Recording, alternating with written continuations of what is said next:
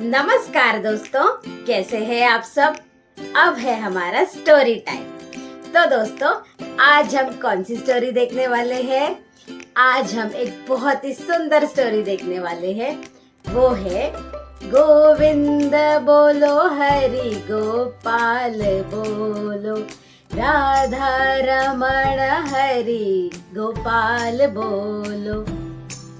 आज हम देखने वाले हैं राधा रमन जी की स्टोरी को। ये स्टोरी भी दोस्तों बहुत सुंदर है और आपको ये स्टोरी जरूर पसंद आएगी और आपका भगवान पर विश्वास एकदम पक्का हो जाएगा। तो दोस्तों, बिना टाइम वेस्ट किए चलिए चलते हैं हमारी स्टोरी की तरफ। ये स्टोरी दोस्तों शुरू होती है चैतन्य महाप्रभु जी से।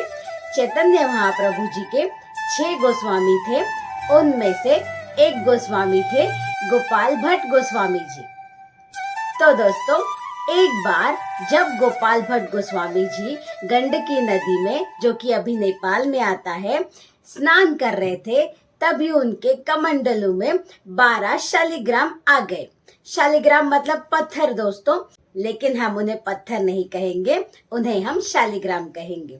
तो उनके कमंडलू में 12 शालिग्राम आ गए। तो उन्होंने उन शालिग्रामों को निकाल के पानी में वापस बहा दिया।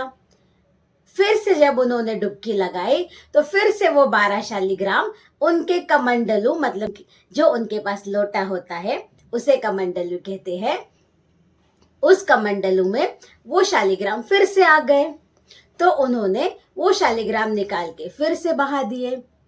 फिर से जब तीसरी बार ऐसा हुआ तब उन्हें समझ आया कि नहीं, ये कोई साधारण बात नहीं है, इसमें जरूर भगवान जी की कोई इच्छा है। तो उन्होंने उन सारे शालिग्रामों को अपने साथ रख लिया और उनकी रोज पूजा करने लगे। वो रोज नित्य सेवा भाव से उनकी पूजा करते थे और उन शालिग्रामों को लेकर वो वृंदावन चले गए। तो फिर एक बार जब एक सेठ जी सारे संतों को अच्छे अच्छे पोशाक, गहने, मुकुट भगवान जी को सजाने के लिए बांट रहे थे, तो वो गोपाल भट्ट गोस्वामी जी के पास भी आ गए और उन्होंने कहा, आपके भगवान जी के लिए भी ये पोशाक, मुकुट और गहने हैं, आप इनसे अपने भगवानों को सजाइए। तो फिर गोपाल भट्ट गोस्वामी जी ने कहा कि मेरे तो छोटे से गोल गोल लड्डू गोपाल जैसे भगवान है, मैं कैसे उनको सजा पाऊंगा। तो फिर सेठ जी ने कहा, अरे अरे, फिर आप उन्हें कैसे सजा पाएंगे, फिर तो आप नहीं सजा सकते, फिर मैं क्या करूं। तो फिर गोपाल भट्ट गोस्वामी जी ने कहा, आप इन्हें रख दीजिए, मैं देख लूंगा। उस दिन गोपाल भट्ट गोस्वामी जी को नींद नहीं आई। वो रात भर सोचते रहे, काश मेरे भी भगवान जी के छोटे छोटे हाथ होते, छोटे छोटे पैर होते, मैं भी उन्हें सजाता, मैं भी उनका श्रृंगार करता, कितना अच्छा लगता था फिर मुझे। ऐसा वो सोचने लगे और सोचते सोचते सो गए। फिर जब सुबह हुई तब उन्होंने रोज की तरह अपने सारे शालिग्रामों को अपने पोटली में से बाहर निकाला। तो वो क्या देखते हैं, उनमें से एक शालिग्राम स्वयं भगवान बन गए हैं। ये देख के तो दोस्तों श्रील गोपाल भट्ट गोस्वामी जी खुशी से फूले नहीं समाये। उन्होंने सबको दिखाया और खुशी खुशी झूमने लगे, नाचने लगे कि उनके भगवान जी विग्रह रूप में, मतलब कि वो मूर्ति दोस्तों विग्रह रूप में प्रकट हुए हैं। इस तरह से दोस्तों राधा रमन लाल जी प्रकट हुए, है ना दोस्तों। ये बहुत ही सुंदर बात। ये ऐसे भगवान है दोस्तों जिनकी मूर्ति, जिनके विग्रह के रूप को किसी ने बनाया नहीं है। बहुत सारे साइंटिस्ट आए, उन सब ने अपना रिसर्च भी किया और उससे भी यही बात प्रूव हुई है कि इस शालिग्राम के ऊपर किसी भी टाइप की कार्विंग और कटिंग नहीं हुई है। तो यह विग्रह जो है वो अपने से बना है, इसे किसी इंसान ने बनाया नहीं है ना दोस्तों। बहुत ही बड़ी बात। मानो तो पत्थर भी भगवान बन जाते हैं और ना मानो तो भगवान सामने खड़े हो तो भी दिखाई नहीं देते हैं। राधा रमन लाल जी की विशेषताएं दोस्तों सिर्फ यहाँ खत्म नहीं होती। श्रील गोपाल भट्ट गोस्वामी जी ने अपने मंत्रों के द्वारा अग्नि को प्रज्वलित किया था और उस अग्नि से ही राधा रमन लाल जी के लिए प्रसाद बनाते थे। आज भी दोस्तों वह अग्नि वहां पर प्रज्वलित है। उस मंदिर में किसी भी टाइप का मैचेस, लाइटर कुछ भी यूज नहीं होता।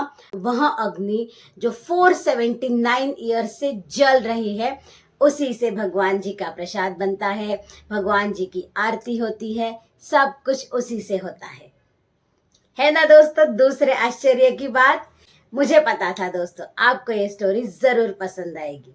ये सेकेंड सरप्राइज नहीं है दोस्तों, इसके आगे एक और सरप्राइज है। जो भी राधा रमन लाल जी की कृपा पाता है, चैतन्य महाप्रभु जी की कृपा पाता है, उसे कुलिया प्रसाद मिलता है। ये कुलिया प्रसाद दोस्तों बहुत स्पेशल होता है। यह मंदिर को दोस्तों एक और बात भी खास बनाती है, वो यह है कि यह विग्रह जो है वह राधा मदन मोहन जी, राधा गोविंद देव जी और राधा गोपीनाथ जी के विग्रह रूपों का मिला जुला कॉम्बिनेशन है। दोस्तों एक राधा रमन जी ही थे जिन्होंने वृंदावन को कभी भी नहीं छोड़ा। जब औरंगजेब ने सारे मंदिरों पर अटैक करना शुरू किया था और उन्हें तोड़ना शुरू किया था, तब सारे विग्रहों को वहां से शिफ्ट करना पड़ा, मगर राधा रमन जी को कुएं में छुपा दिया गया था। इस तरह से दोस्तों राधा रमन जी कभी भी वृंदावन को छोड़ के नहीं गए।